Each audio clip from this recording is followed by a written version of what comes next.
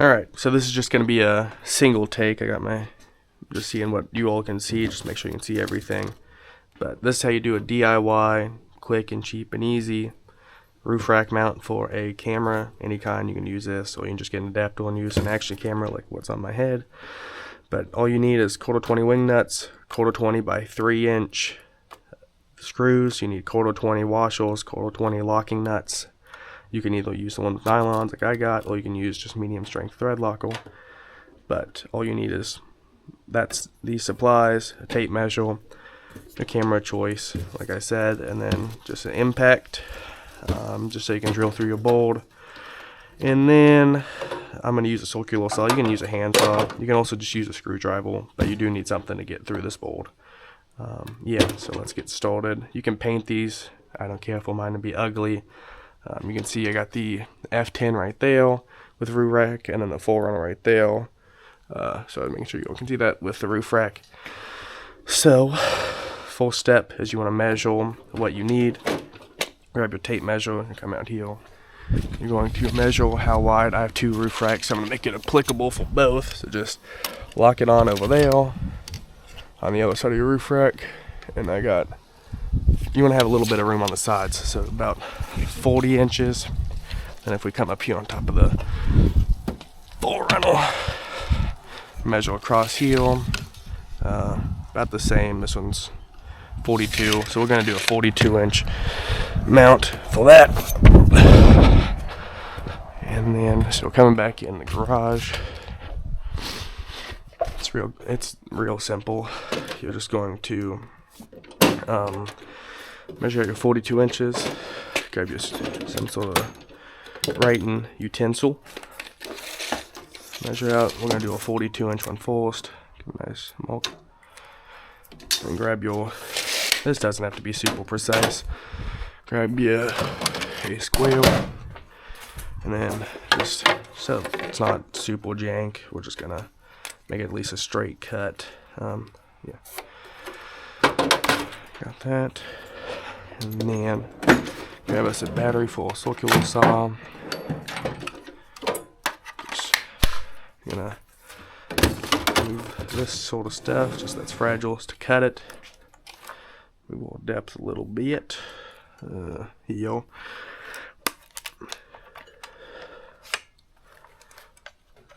Like I said, I'm doing this all in one cut just so you can see I'm not doing anything differently than what you need to do.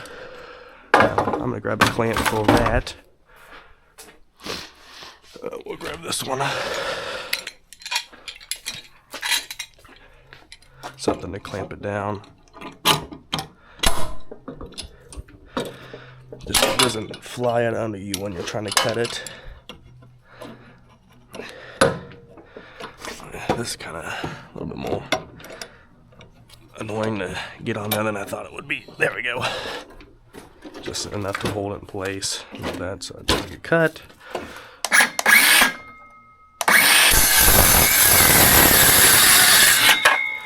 Got a mount. You can file it if you want to with like a file, just the corners, but it's not that big of a deal. Like this over here. This is a long mount that'll go across the top of all roof racks, just like this. And I'll show you how to secure that in place. You move that back just so y'all can see everything. Then these are all screws. You get the 3-inch, just because, unless you can get like a 2-inch, but the 3-inch gives you a little bit more room. These are 1.5 inches thick, the 2x4s. So you need room for your nut and then your camera to screw on, because these fit in your tab on your camera, and that's how it holds your camera for you. So what we're going to do is now we'll take our tape measure. We know this is 42 inches across, so that's only 21 inches in the middle. Grab a Sharpie, grab where I had put that. So 21 inches across. You're just gonna mark right there. And like I said, you can paint this after you're done. I'm not going to, because I like my stuff to be ugly. You'll grab a square. You can use anything straight edged, like a roll or something. You don't need something that just helps you do it quicker. And now that you know, these are only 3.5 inches, these studs, so 3.5 inches. Doesn't have to be exactly in the middle, but I'm just gonna go right there. That looks, I'm just eyeballing it, I'm not gonna do the math. Roll your wall, take your drill, I'm just gonna use an actual drill instead of grabbing a bit. Grab a drill bit. You're gonna want one of your screws. So you take one of these, bring it over here. You get some washers, one to hold the back if you need to, but if you can find a drill bit that is the width of this, but not wider than that, that's why you get the ones with the head, a little bit more of a head on your screw, so you can get a little bit more of a mounting surface. You're gonna just pop this in your drill.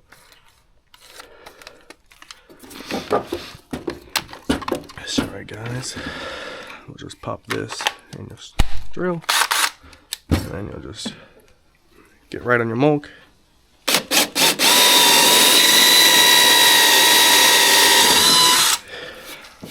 Like I said, it doesn't have to be perfect, just wherever you want your mount to be, and you can just, this is why you need that drill bit, you can just pop those in there.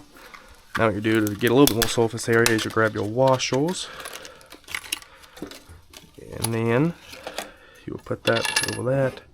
You get your locking washer now, just to make sure this bolt doesn't like want to slip out, because obviously the way a tripod works is that it can flush up with this camera and hold it in place from that friction of it being so tight on the camera.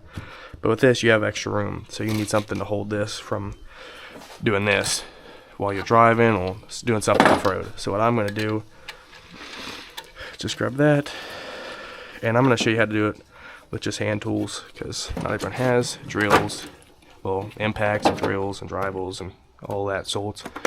So this is obviously not a pre-recorded thing. I'm assuming it's a 10, not a 10, maybe a 12. Yeah, that's a 12. So you're just going to get you a ratchet, put it on a Titan, then you need a screwdriver, a Phillips head. In my particular case, I'm going to use an impact. Actually, I'll grab a screwdriver just so you'll, I'm sure you'll know, but just so you can do it at home. I have to worry about it. Hold that, and then give it a good tighten. Or you can just tighten this screw down and it will tighten up for you too. But you can, if you're able to, just do both. Get it done a little quicker.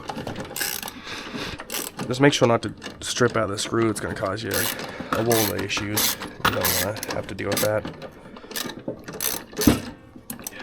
Mine flipped into tighten, loosen right there. But just tighten this and sink it all the way into the board. And then you'll get it. This is the one downside of using hand tools, which takes a little longer. You will, we're almost there, I think.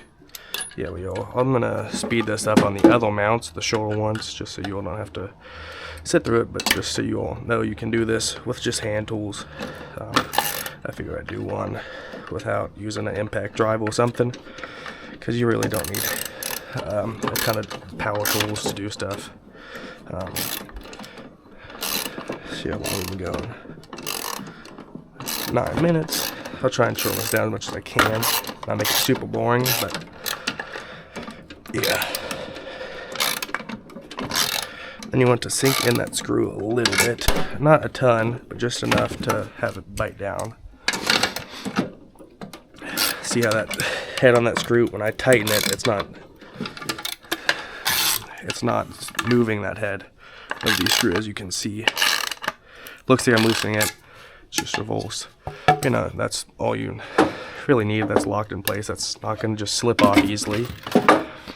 Now the point of your wing nuts is, so when you have your camera, it's gonna, you can't really, let me get this tap. This is just an old example camera for you all.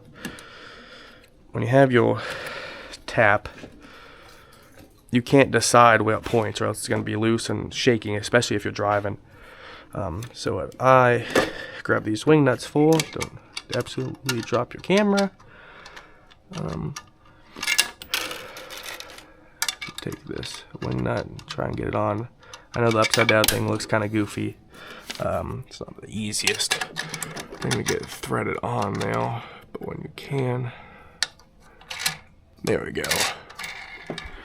So now what you can do is you take your 2x4, put it in your tap, get it going a little bit, be careful not to drop your camera, and then once it gets to tight, so that's tight, but no, it's very real, you need to cut a shot coming directly, so this would be on your roof rack like this.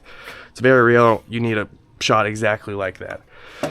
So you will take your camera, straighten it out, come down the heel, and then you'll use this as a jam nut almost, just to lock this camera into place so it doesn't come undone when you're driving. And so now you have a straight on shot that doesn't move. So if, for example, on the F10 here, pop this on your roof rack, move it to the front if you really want it there, make sure it's somewhat straight, and so that, let me make sure you all can see that, but that's kind of what your final picture will look like. So it's head on instead of it being off to the side like it was. Grab the camera, and so this is your long mount. This will go all the way across, but for some of you who don't need a super long mount, just also you can use thread locker if you just want to leave your camera on here. I'm taking it off to give you an example, but say you just need a mount, like a sideways mount, like I originally needed mounts like that. The easiest way to show you is on the 4Runner right here. Well, it has these mounts, and you want a camera shooting either back, shooting from there and pointing this way towards you at the rear end of the car, or up here shooting this way towards the front of the car if you're off-roading. Like in my particular case, you will just not fall off your car, but just measure 7 inches is good on this one, which we'll be using it. And then this one, however, is only 7 inches, but you need it wider. That one you can mount on both sides, but this one you don't have nothing to really tie it onto at the bottom, unless you put something here and give yourself a headache. So if you do it, you're gonna need a 2x6 on that one. But we'll come over here, move our stuff off of this. So it said we needed 7 inches, is what gave us ample room. Boom. I'm gonna speed square it, make it look not super bad. And you're just gonna cut it with your circular saw, wherever I put that, down here. And line it up. Got our false one, and like I said, you can make multiple of these mounts. I mean, you know, 7 inches off of I believe this was an 8-foot 2x4. I could be wrong on that, but yeah, you can make plenty of mounts out of this. So now, same process. You're just gonna take your all over the place here. I'm gonna take your tape measure, kind of put it in the middle of the board, just so it's a little bit closer. But it doesn't matter if you have a square, because you can just put a line now, 3.5 inches. Once again, doesn't have to be perfect. Pop it there. Boom. Then we're gonna do, I'm not even gonna measure it because some of you won't either. That's just kind of eyeballed there. Take your drill.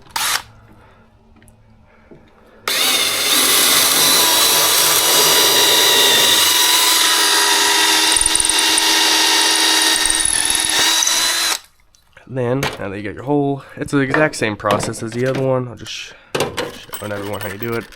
But for these were $2.30 each one of these boxes. But for that, you can just take this and use my. Make sure you don't hammer it into the back of your fingers or your hand. There you go. Now we will come here, pop the washer on, locking nut. And now this one I am going to do with an impact driver, just so I don't bore you all. Grab your impact, pop your battery out. Put it in Tighten. Put a little Phillips bit on there. Grab your socket, put it there, and now you can just take your impact. Like I said, this just makes it faster.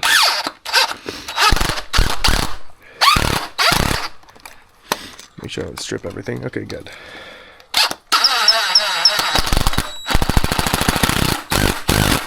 There we go. Like I said, just makes it much faster. Now you have your same tap, same process before. Grab a wing nut. Thread locker does help. You can even use 2 of these nuts so it won't come loose. But you can also even just use regular nuts, just like these, just not locking. Really locking, but you can just use a wrench to tighten them. On your camera, same process. Grab your camera, thread it on there. This one actually ended up working pretty well, but you can still use this to jam it up a little bit so it won't come loose. Because obviously all the vibration and stuff coming from your car when you're driving, especially full runner off-road on a trail. But I'll show you now, your camera can now be mounted sideways, and if you need it to face out a little bit more, you can just put a shim in there. And what a shim is just a little piece of wood that's wedged shape, kind of like a door stop. So you do, excuse the mess, guys. This is a very used workshop, but a wedge would just be something where you can decide how aggressive you need it. But if you just need like a little wedge, you can just cut like that, and then this will be your shim, and you can, however far out you need it from it, you can just measure at the end of it. So say you take your camera and your tape measure, grab it, and say on this one it's pretty flush. It's going to point straight towards the car because it's going to be in line with your car. It's going to be straight looking at the roof. But if you need it out a little bit, you will measure the gap that is right there, and that's how wide the very front of your shim, so the highest part of your shim, needs to be in order to get your desired angle for your camera. So say it was, I don't know, 3/4 of an inch at the wedge, so where your camera pointed off. So say it was 3/4 of an inch gap here where this was touching the roof rack. You just come here, mark your 3/4 of an inch, and then draw your square. So if it was coming from there, you'll just put your angle on there, draw a line, shim it. But yeah, that's how you make a very cheap and easy and pretty robust camera mount. You can even, like I said, use an action camera mount. Just pop it on here. They make those little adapters for these. And yeah, or you can even adhesive the adhesive mounts. I don't have any with me, but the like GoPro shoes, for example, like if you want to put your little shoe, like this piece right here, these will usually have adhesive on the bottom. You can even just stick those on here. Or you can use a phone mount. Same process, because they're all quarter tap. That's a very common tripod. If you really wanted to, or even if you just wanted to use your car, because this one's head height with me, so you can just use it as a tripod. Pop your phone right there, just like this. This one sounds awful. There we go, just like that. You got a little tripod for your phone too, or even a desk stand. I mean, the options are pretty much endless. You can even do angles with these. It really doesn't matter, but yeah, that's how you make a quick, easy DIY roof rack mounts. Obviously, you can make a ton left. You can also paint these. I only have high heat on hand, but you can just spray paint these. Take your screw out, paint the wood, or even before you put your screw in, just paint the wood. And you got, you know, a black one or a gray one, or even color match it, or however you choose. But yeah, here is your quick and easy mount that you made. So thanks for watching. Like and subscribe, and I'll see you all in the next one.